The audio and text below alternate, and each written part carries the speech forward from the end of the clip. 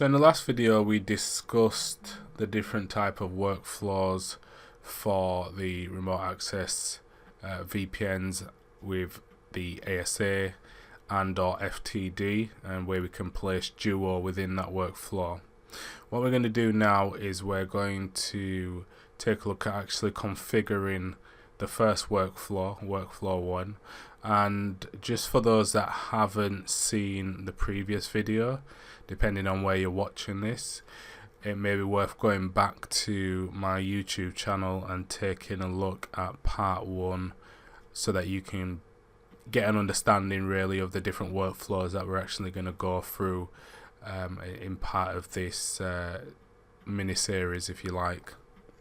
So we're going to look at workflow 1 and how we can configure the elements right the way from the remote access VPN elements, Cisco ISE, the Authentication Proxy for Duo, and we'll take a look at obviously setting the right application up within the Duo admin panel as well.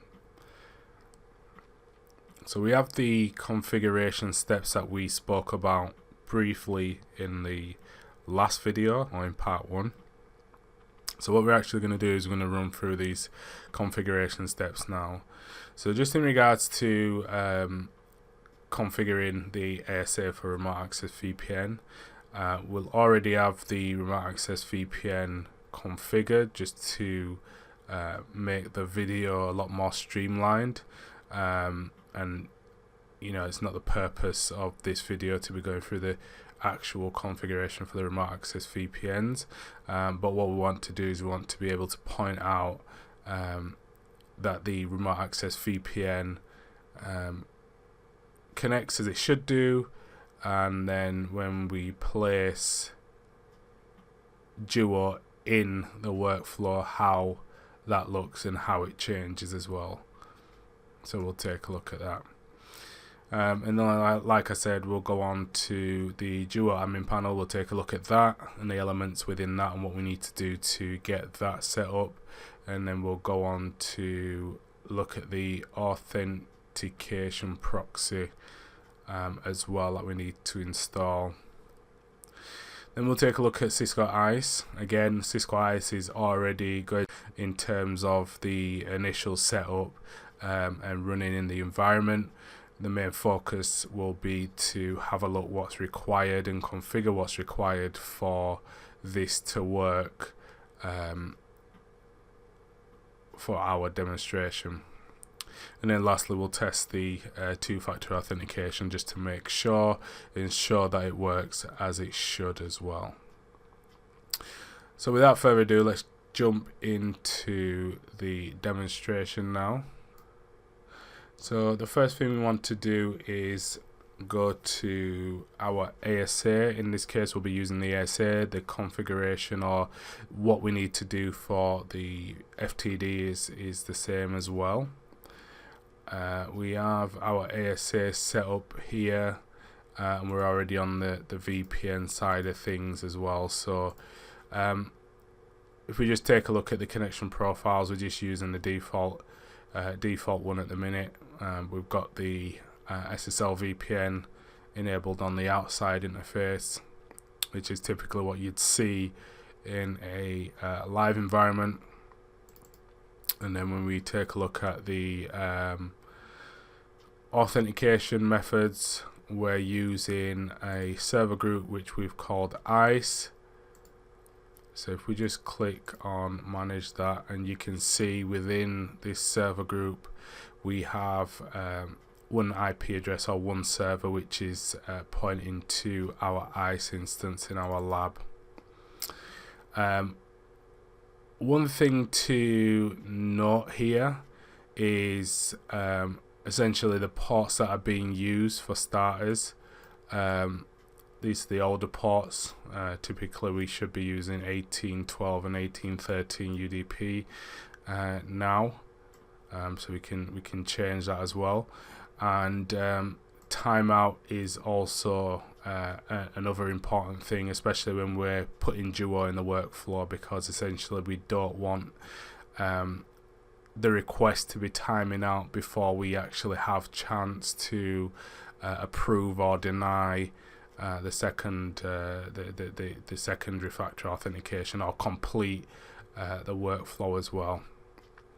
Because if this times out every 5 seconds, we will have I think it's 3 retries over the course of 10 seconds by default. So ideally what we want to do is set the timeout value to 60 seconds, and then again for the radius server authentication port and the accounting port, we want to really set those to 1812 UDP and 1813. Now obviously that depends on your environment and how it's configured. Just make sure that the authentication port and accounting port are obviously relevant in your particular environment. The server secret key that will need to match up in this case with how we configure it in Cisco ISE, so is relevant, and you need to ensure that this matches on the other side as well. We can pretty much leave the rest as it is, so we'll just go ahead and press OK on that, and then we'll press OK again. If you have multiple servers, you can obviously add more servers into the server group that you've created. In this case we've just got the one, so we'll go ahead and press OK with that. We have the other elements configured as well. Again, these are just basically the usual or the typical settings that you'll see in setting up a remote access VPN, just so that we could demonstrate this today. So once we've done that, we'll just go ahead and we'll apply that, and that's just going to push out the changes that we've made to the ASA. You can get to the server groups either the way that we've just done it, or you can also come down to AAA / local users and click on AAA server groups and configure what you need to there. You can see, as I mentioned before, we have the max failed attempts as free before it actually just gives up, sort of thing.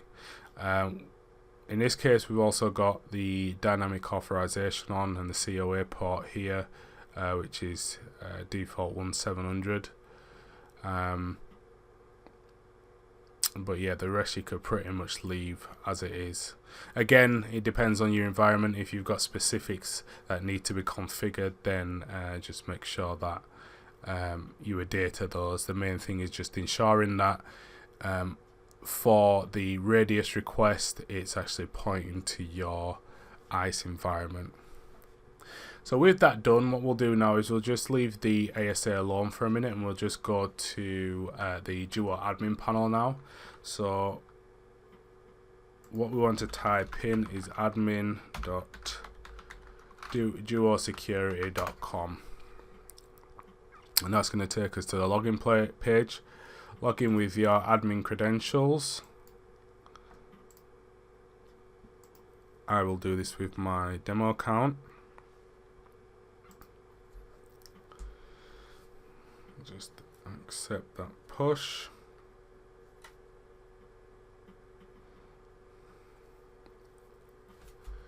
And then I'm in as well. So what we need to do to get this or Duo integrated into the workflow is we essentially need to do a couple of things. So there is the users that we need to make sure,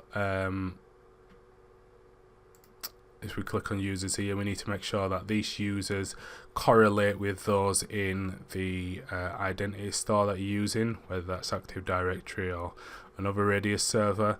In our case, what we're going to be using is Active Directory, so we need to make sure that these users exist in our Active Directory, and if they don't, then we need to we can either manually add those users, or we could do a directory sync. There's a couple of ways that we could do that, but in this example what we'll do is we'll just do a manual add of a specific user. So we'll come back to that because I know the user's not in there yet. But for now what we'll do is we'll go to applications and then protect an application. And then if we type in Cisco ISE in this case, you can see there's a couple of options. Now what we're looking at doing is we're protecting the Cisco remote access VPN. So we can just go ahead and select the Cisco Radius VPN here. And if you wanted to as well, actually, you could open the documentation, and Duo's got some really good documentation that can take you through some of this as well. So do ensure that you use that documentation as well. So we're just going to click protect now. And the important parts here are the top three. So we're going to need the integration key or I key.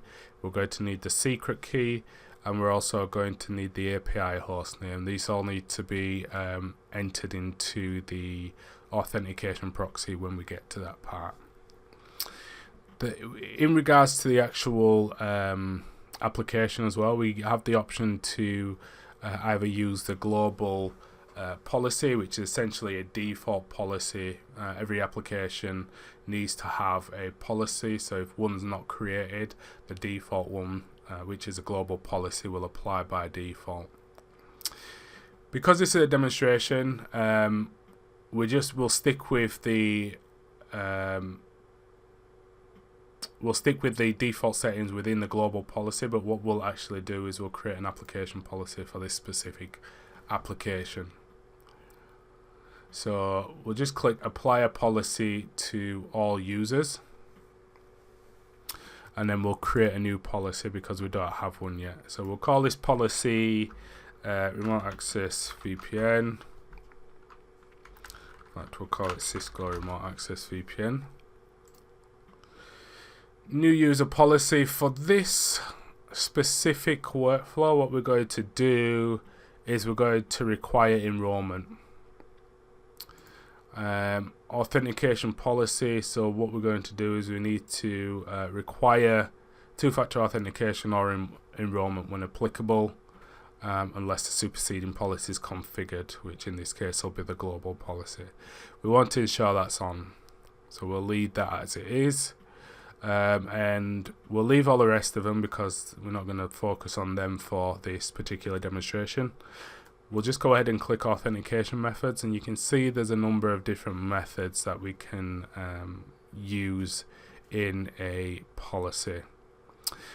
So again, it's up to you in regards to kind of what method you want to use, and also what methods are supported. We're just going to leave the default. I just wanted to show you the different types of authentication methods that we have available. So we'll just go ahead and create that policy now, and you can see that comes up, and we'll add that policy. So now you can see we have an application policy which supersedes the global policy here. So this policy is going to apply before the global policy in this particular application. So as I said, the rest, there's a few more things at the bottom here, so you can actually give this a name. So we could call this, for instance, Cisco Remote Access VPN WF1 for workflow 1. We can leave, let's leave username normalization. We don't need to, or we shouldn't need to mess about with that in this demonstration, and a few other options here that you can take a look at as well. For this demonstration, we're not going to really focus too much on these policies, so we'll just go ahead and we'll just press save to save that policy. Okay, so once that's saved, what we need to do now is we need to actually download the authentication proxy within our environment. So I'm going to be installing the Authentication Proxy actually on the Active Directory server. So that's going to be used to look up the users, but at the same time the Authentication Proxy is also going to be on there for this demonstration. In a live environment, you may want to, depending on resources, and if you have any resource constraints or anything like that, you may want to separate the proxy out, or the proxies onto a separate server, as opposed to putting them on your Active Directory server. But again, requirements vary from environment to environment, so if you know already how you want to set up the Authentication Proxy, then go ahead and do that. Just ensure that the Authentication Proxy can, or the Authentication Proxies, if you have multiple, can reach out to Duo Cloud over HTTPS 443 port 443 TCP. So what we'll do now is we'll head over to our Active Directory server, if I can remember where it is.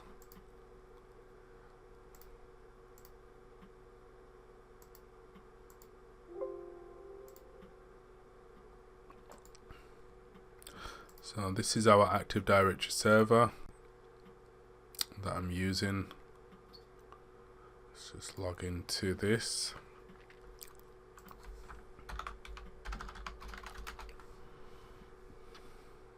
Okay, cool.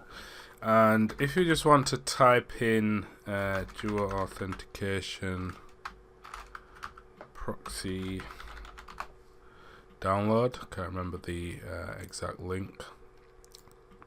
The first link that should come up should be sufficient.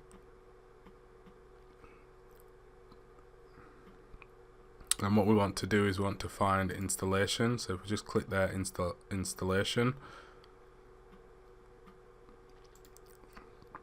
we have a few options. So we can install this on a Windows system, or we can install this on a Linux system.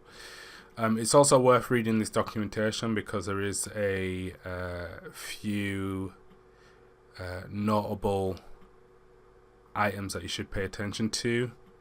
However, for this, what we're going to do is we're going to download this for our Windows client. So that should start to download the latest version.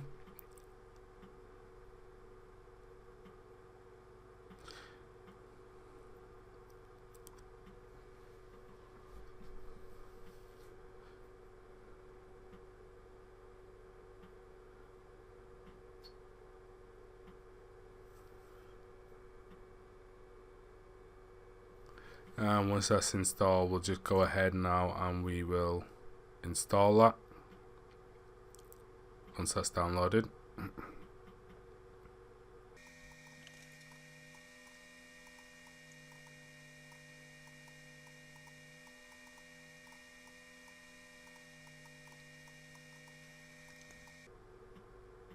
Okay, so once that's installed now, what we want to do is we do want to open this Authentication Proxy configuration file, so that we can add in the necessary values. So we'll just go ahead now and we'll click finish, and that will open. And it's just worth mentioning that this Authentication Proxy is very lightweight, so it doesn't take up a lot of room whatsoever.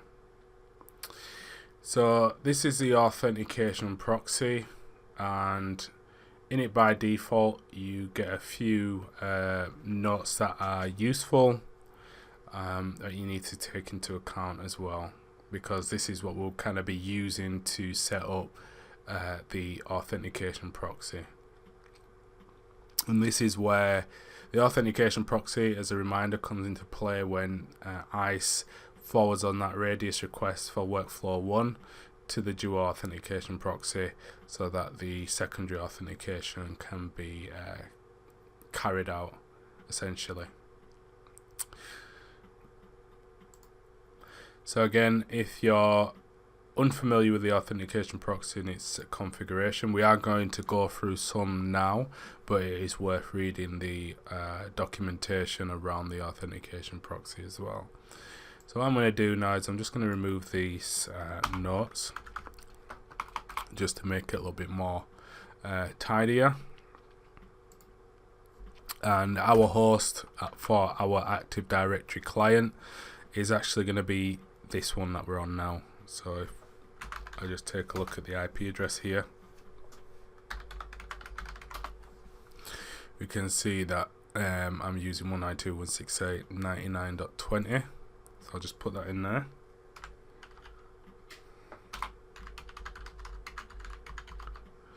And now what we need is a service account username and a service account password.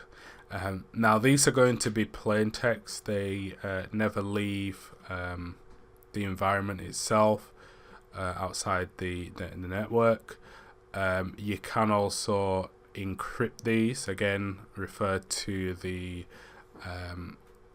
Duo Auth Proxy documentation for further details around this. But as part of this demonstration, what we'll do is we'll just quickly create a service account, a password, and we'll put in the search DM for this. So let's just go to our server now, and if we go to users and computers,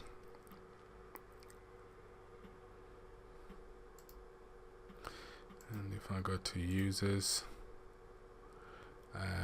let's create a new user.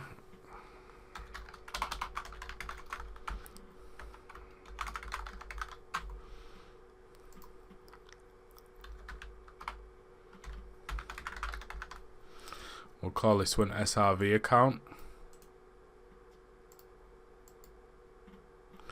And we'll just give this a very secure password of password. And then we'll just do, we'll untick that. We'll do that just so that we don't have to mess about with it. Oh, sorry, let me add to that.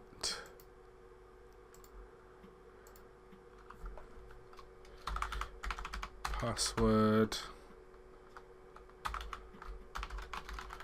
Let's see if that should work. Okay, so we've got our service account user there now. So if we just go back here and we called it SRV account, and the password was password, and then our search DN was DC equals I can't remember this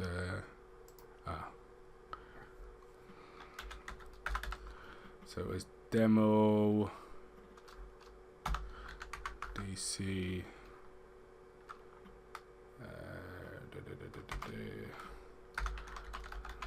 Wizkid DC.com. Okay, so demo.networkwizkid.com. So that should be fine. Again, make sure that these are obviously relevant to your environment as well.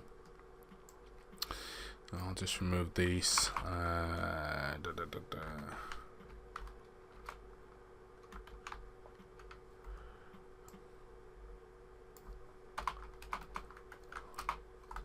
Okay, so now what we want to do is we want to use the integration key, secret key, and API hostname from our application. So if we just go back to the application itself, so let's just go back to this now, and first of all we'll take the integration key and we'll put that into our authentication proxy. Then we need the secret key, and as it says here, don't write down your secret key or share it with anyone. This needs to remain private. Because of this demonstration and using a demo account, I will share my key for this demonstration. and then lastly we want to put in the API host name. So that's what we need from the application on the Duo admin panel. Now what we need to do is we need to specify the radius IP address.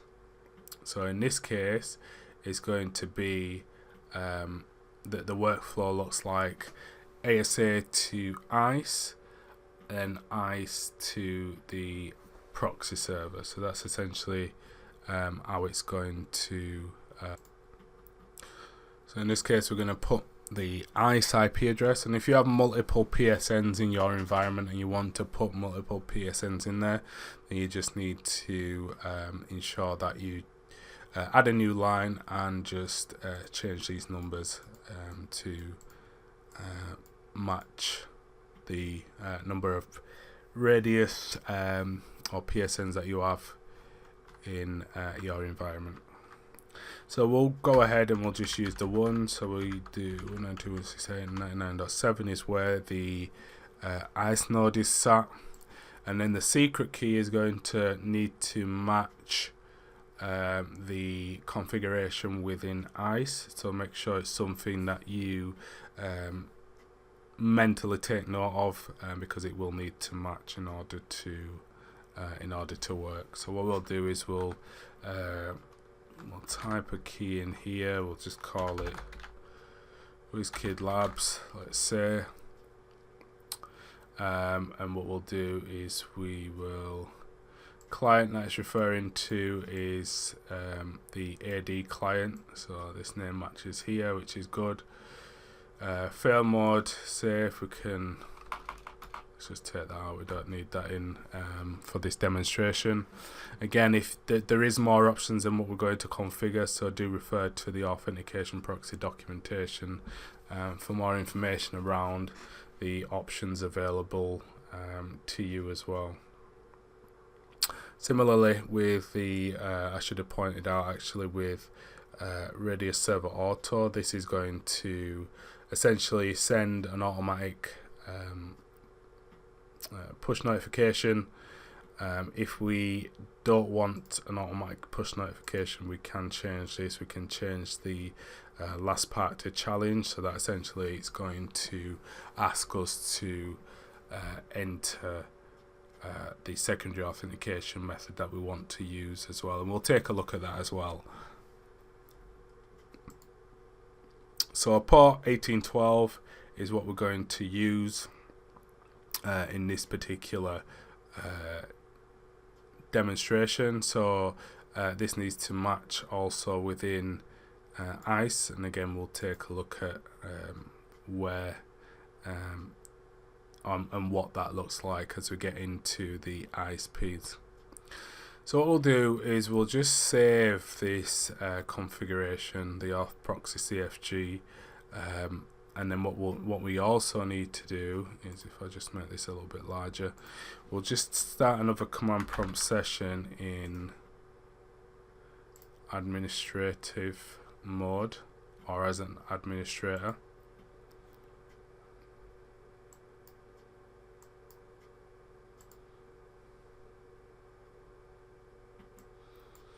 Does that come on yet? Yep, there we go. So what we need to do now is, so the authentication proxies is not enabled by default. So what we need to do is we'll just do net start Duo of proxy.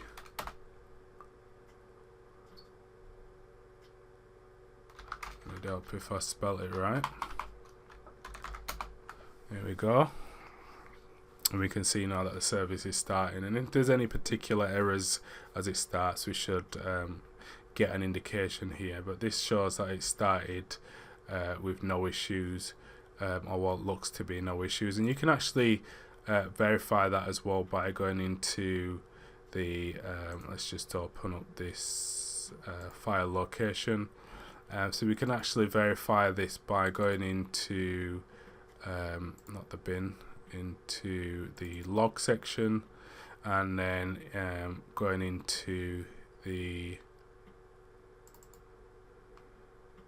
connectivity tool here. So you can see there that we haven't had any configuration issues here whatsoever, which is good. And we can see that the Duo Authentication Proxy is up to date.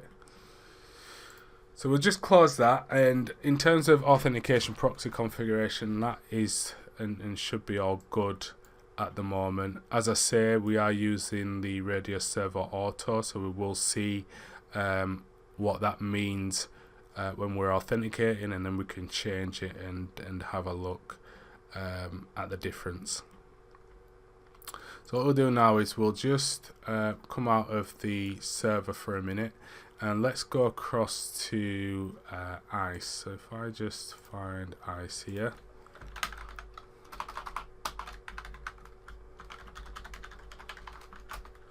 I'll just log into my ISE instance. What we now need to do is we need to configure the necessary elements within ISE as well for this particular workflow.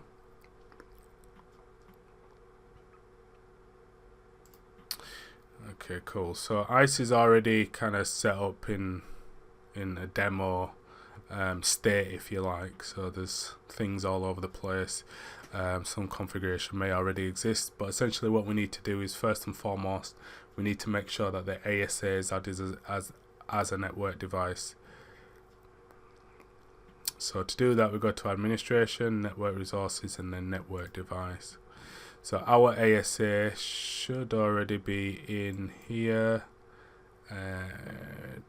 Yep, so this one here, 107.10. So this is the ASA that we're using. So we just click on Edit, and this is sort of the screen you get if you was to add a new ASA. We add the IP address, we give it a name. You can specify network device groups if they're already configured on your ISE deployment. And then, as I said earlier, the radius shared secret that's configured on the ASA needs to match this radius shared secret that's configured within the actual network device on ISE, because then that allows for that communication between both of the devices. And that's pretty much it. We can just go ahead and press save on that, and then you've got your ASA configured or linked, if you like, to ISE. So ISE knows about that device now, which is good. And if the shared secret is the same, then there shouldn't be any issues once we've configured the rest of the elements. So we'll just come out of that, and what we need to do now is we need to configure Duo as a radius token external identity source. So essentially what we're doing is when that radius request comes into ISE will then forward that radius request onto the authentication proxy. So we need to make sure that we can do that. So if we just go to Administration, External Identity Sources, again, if we just go to radius token, I think, yeah, I've got one configured here already, but if you didn't have one configured, you could just go ahead and add, and essentially you'd be taken to a screen that looks like this. Again, give it a name, and you can see for this particular one, actually it's using a different port. The port's been changed, and we can verify that here. So you can see we're using authentication port 1816. So what we'll actually do, instead of modifying that, we'll just add one, and we'll call this Duo VPN demo, and as our connection, this is going to be the authentication proxy IP address. So it was 192.169, 99.20, and our shared secret, if we recall correctly, was Wizkid Labs, and we was using 1812, which is the default port you can see here. So these need to match up here, so we can leave that as it is. Server timeout, again, I always change the range to the maximum, which is 60 seconds.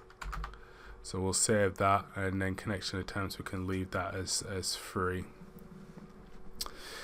The remaining, unless you've got secondary servers, so if you've got another authentication proxy, you can just go ahead and leave that. And to enable that, you would just select this option here. Authentication, you can kind of leave this as it is, unless of course you have specific settings that you would like to use. And again, same with authorization. So once we've done that, let's just go ahead now and press submit. So now we've got our radius token identity source here, which is great. So what we'll do now is we'll create a radius source sequence. And to do that, in fact, before we do that, let's add our Active Directory server in here. So if we add this, our join point name, let's just add, let's call this demo network Wizkid demo.network wizkid.com.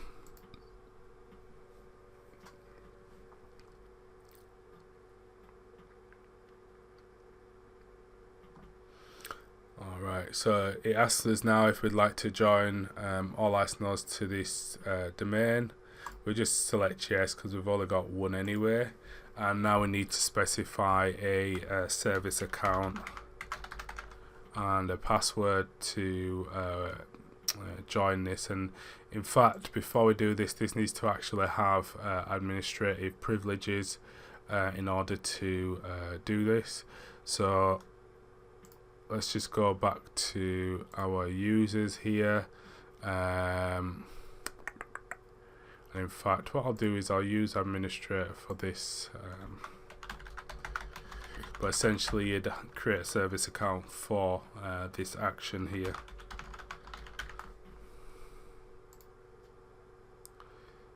Okay, and we can see now that that's completed, so that's operational there.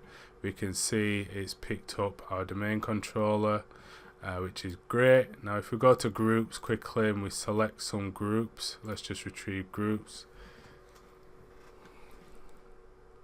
Let's add in the usual groups that we will have our users in. Admins, domain users, let's add that. And yeah, let's just add domain users for now for this demonstration. So we'll add that in there, and then we'll just go ahead and save that. Okay, cool. So now we've got our domain controller, our Active Directory added into ISE as well. So you do need to make sure that's in there as well. Now what we'll do is we'll go back to adding a source sequence. So we'll add an identity source sequence, so administration, identity management, and identity source sequences. We'll just click add. We'll give this a name, so we'll call this Duo demo Duo VPN. And essentially what this is going to do is look for the identities within a specific source when queried. So what we're going to do is we'll add in the external one, and we'll also add in where's our new one that we just configured. We'll also add in this here as well. We're not using certificate authentication, so we don't need to select that. And under the advanced settings, what we'll do is we'll treat as if the user was not found and proceed to the next dot in the sequence. So essentially, if user not found here, it's going to query this identity star as well. So we'll just go ahead and submit that. and that's done now. So you can see now that we've got the new identity source sequence here. Lastly, let's go to our policy set. So policy sets, and then what we want to do is I've got a test one here actually, which I'm gonna disable, and then what we'll do is we'll create another one, and we'll call this one demo access VPN policy set, and we'll keep the default network access, and then we'll say if our device is a let's have a look.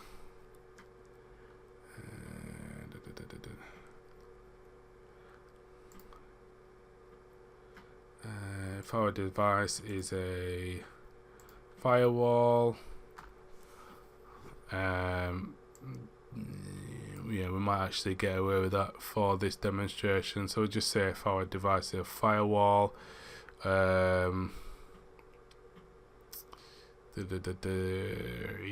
because we shouldn't be using anything else. So let's just save that. We can test that. But again, in a live environment, you may want to be more specific with your policies, or you know, play around with them a little bit more within ISE. Authentication, we'll just leave as the default. We'll use the default for this one. However, what we'll do is we'll use the identity store that we've just configured, which is this demo Duo remote access VPN. And then for the authorization, we can add a new one, or we can just change the default one to allow where's it gone, permit access, just for this demonstration. So we'll just go ahead and we'll save that, and now that should be, in terms of configuration, we should be good. So we'll just go across to Radius Live Logs on ISE, and now what we'll do is we'll open up our host machine, which should have any connect already configured, and we'll attempt to connect to this VPN and see what happens. Alright, cool. So now that that's opened, let's just kick that into gear.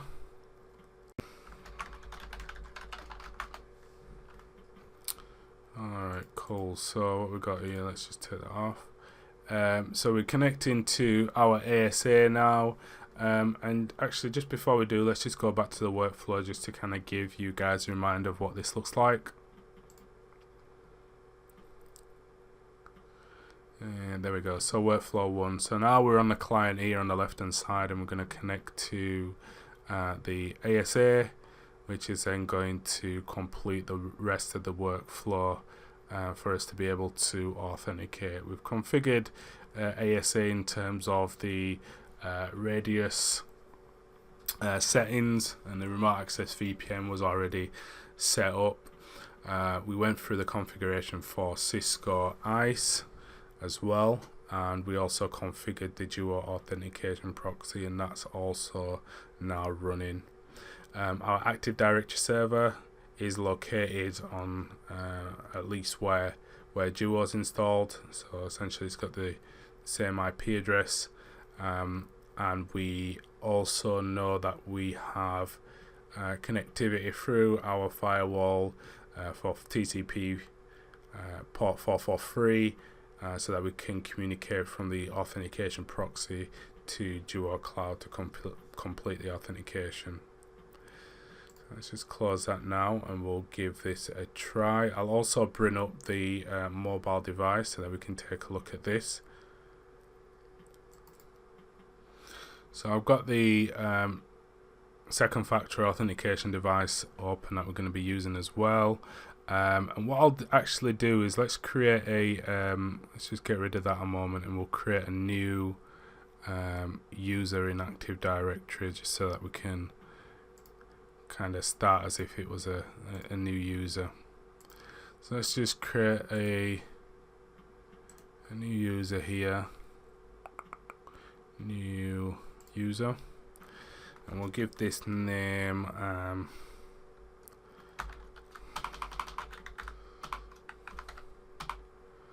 demo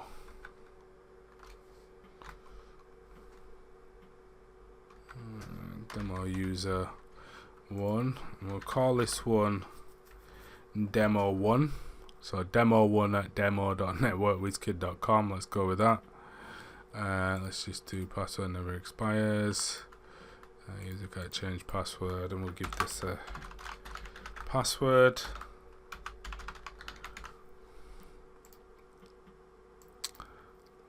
Alright, cool. So we've got our demo 1 here user. Let's just delete this. Looks like an old one here. Delete this one. Don't need this one. So we've got demo user 1 here. This is the user we're going to be using. Now, with this user, as I said, it needs to be enrolled into Duo as well. Obviously, we haven't done that yet, so let's just run through the trying to authenticate as it is, and let's see kind of what we get. So if I just click connect, and we'll just connect anyway because we haven't got a certificate, and we'll call it with demo 1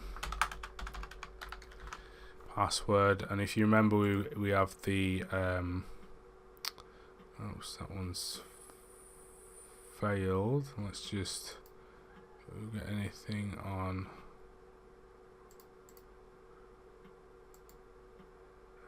demo 1. And what did we get here? So we've got an authentication log come through here.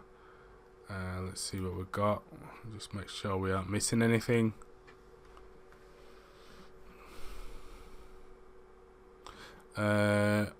Authentication has failed against the token server, so let's take a look at that. The reject advanced option is configured. Let's just take a look here.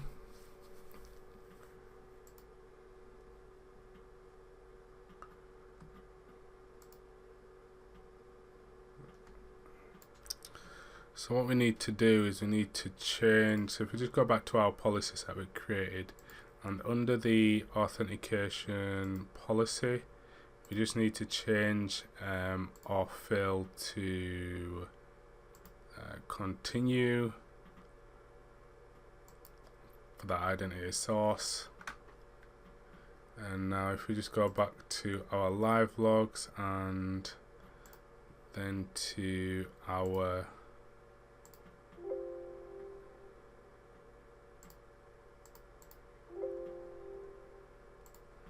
we'll just log back in actually to this device, and then let's connect now. Demo 1. Let's see what happens. So we can see we're establishing a VPN. Radius server auto configured.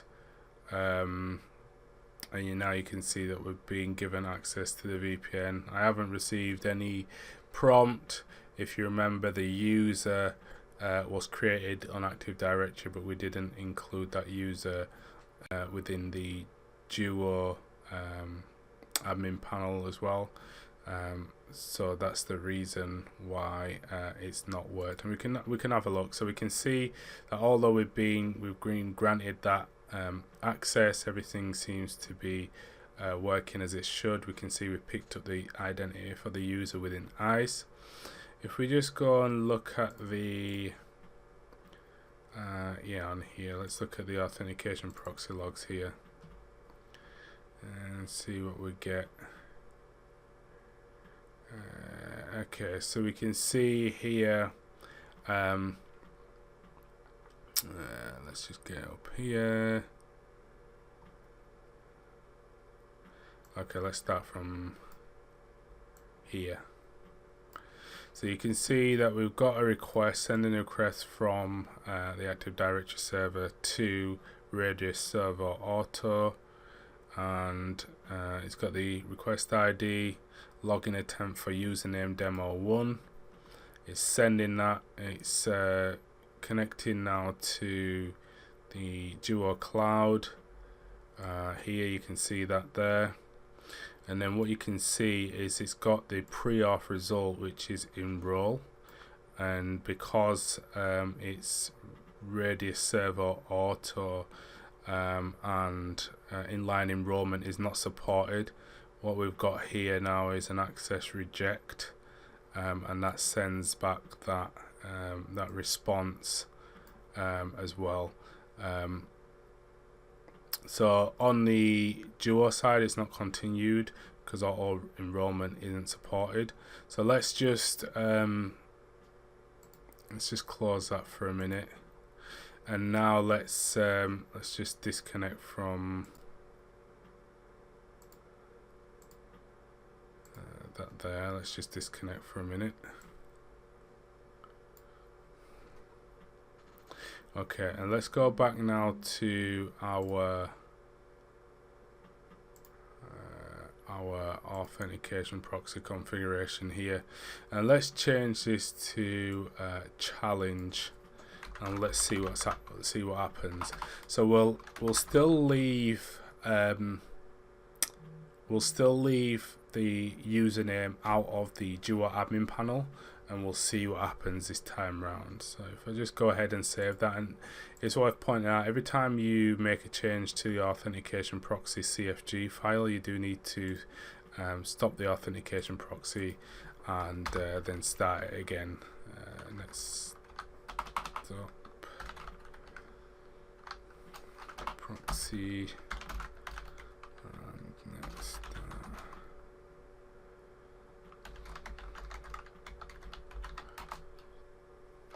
So we're just going to stop that and start that again. Okay, so now that's started again. So let's just come back over here to our device, and then we'll connect again.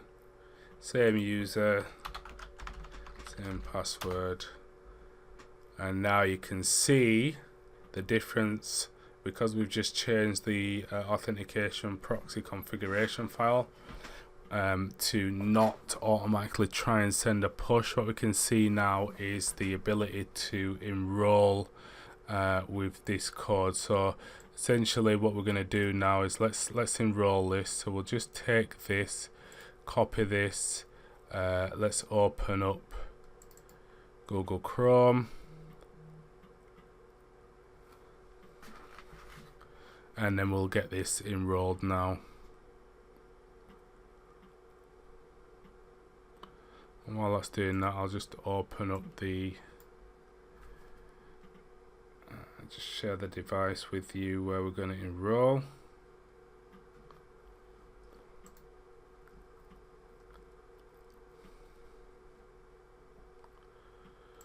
Okay, so we'll just bring that back over here for now.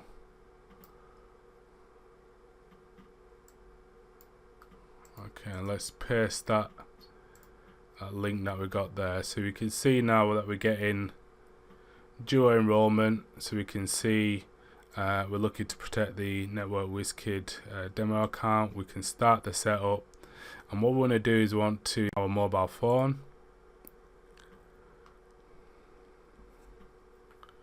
and then we can put in our number. So I'm just going to enter any number because I don't actually have a number for this device. So let's just keep that unlocked a minute, and then we'll enter. There we go. Let's just press continue with that, and then I'm going to be enrolling this phone. I have Duo already installed, so what we'll do is we'll go to Duo Mobile, click on that. We'll click continue, and we'll click use QR code. So we'll press OK, and there you go. We'll just scan that. We'll press next.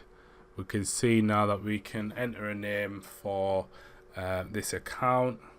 So we'll just call this ASA Remote Access VPN, and then that's now linked. So let's just press skip on that for now. We can allow those notifications Okay, and there you go. So now we can press continue on this, and we can see that's added now. Let's finish that enrollment, and now we're getting enrollment successful. Great. So now let's come off that, and now the answer, let's type in the passcode. So let's show the passcode there, and let's type in 748962 and continue. And now you can see we're being able to establish a VPN connection. So you can see there as well that it's done what it needs to do on the ISE side. We've got the logs, we've got the profiling information there. More importantly, we're connected to the VPN. Now let's take a look at the Duo admin panel and see what information we've got here. So on the dashboard, we can see now that we've got one authentication here, we can see that we have enrolled this user through the portal using Windows 10 device. We've got an IP address here from the closest tower. If we go to users, if you remember, we never added demo 1, but now we can see that this user is actually added now, and we've got the device. If we click on this particular user, we can see that we're enrolled, we can see the number that we put in, we can see the iOS version, we can see the actual device that we used. So we get very good information from not only the ISE side, but especially within Duo, we get some very good information about the user, how they enrolled, and the device that they have enrolled. And there's a lot more that you can do there as you start to get into looking at trusted endpoints and trust monitor, etc. Again, if you click on reports, we just get the same information really under authentication logs. We've got a timeline of authentication here, and what's happened there, which is great. And then you've got a few different reports that you can take a look at depending on what's configured within Duo. So the reason I wanted to show you that is essentially because many people, when configuring the Duo for Cisco and FTD remote access VPNs, they will leave the typically what's used is the Radius Server Auto in the Authentication Proxy configuration.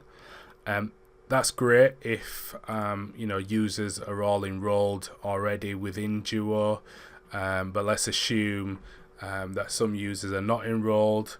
Obviously you can synchronize your Active Directory with the Duo admin panel, and that's probably the preferred method, and a lot easier as well if the user's enrolled already. But again, in this situation we saw that the user wasn't, and we could see that we could still enroll the user by just changing it to the Authentication Proxy configuration to challenge instead. So I just want to show you a couple of more things before we tie up with this demonstration. So let's just go back to this device, and let's just disconnect from that VPN, and then let's just connect again, and then let me just bring up the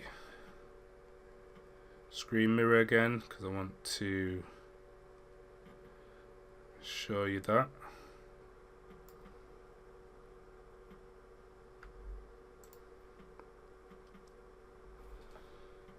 Alright, cool. So we're back on there now. So let's just attempt to log in again. And again, we're still using challenge now. You can see that because the user's enrolled this time, we don't have the output telling us is to enroll. So we've got a couple of options here. We can either enter the passcode, we can do a Duo push, we can get a phone call or SMS passcode. So you can enter 1, 2 or 3. So let's just do a Duo push. So 1, and press continue.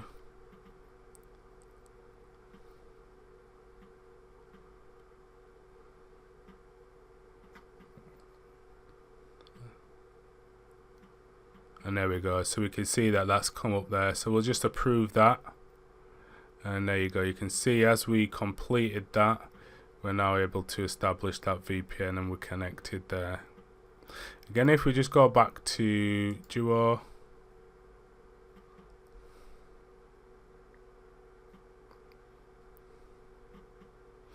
we can now see that we've now authenticated to the application as well. So we get the application information as well, and we've proved that authentication, secondary authentication attempt, and being able to log in.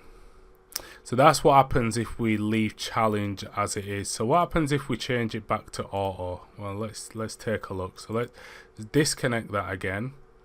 Let's go back to our authentication proxy configuration, and we'll change this back to auto. So again, save the file, and then let's just stop and start the authentication proxy again. And it's starting there. Okay, now that's started. So let's just go back to this now. So what happens now? So let's try and connect.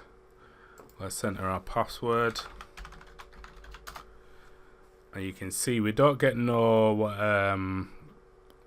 challenge this time, so it's automatic. So if I click on Duo now, I didn't have the notifications turned on, but now you can see it's come up automatically. So there's nothing showing on the VPN on the device itself. We just get this notification, and there you go. Accept that, and we can log in like that.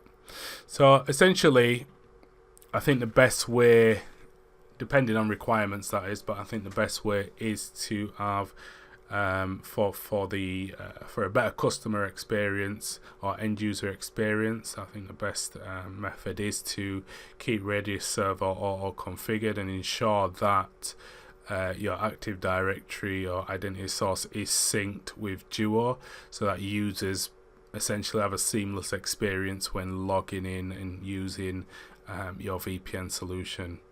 But I just wanted to show you the option with the challenge, because that is there if you do require it, and that can be used to also enroll your users as well. Just before we finish off, let's just take a quick look at the logs from the authentication proxy. So let's just refresh this. We should start to see some other information now. So when these are successful, there we go. So let's look at this one. So we can see that we have the request from the Active Directory server to Radius Server Auto. So this is the one that we've just done. Request is received, and we've got the username that's trying to log in here. Authentication request for demo 1 to our 99.20 here. We can see now this reaches out to Duo Cloud. We can see got pre-auth result, which is now different, that says off. And then we can see some more information here. User's IP is not provided, and some more information here. We can see that we've got the authentication that's been returned. So that's essentially me clicking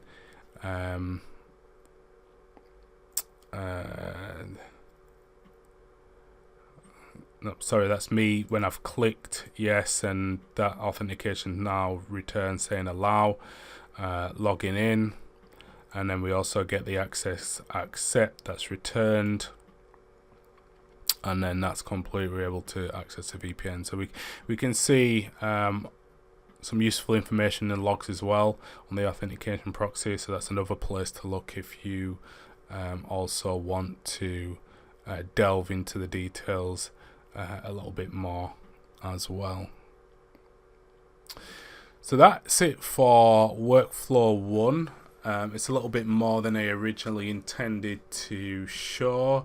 However, I hope you found that useful, especially extra additions in terms of enrollment of users that are not enrolled, using the Radius Server Challenge as opposed to Radius Server Auto, and also adding your Active Directory to Cisco ISE as well.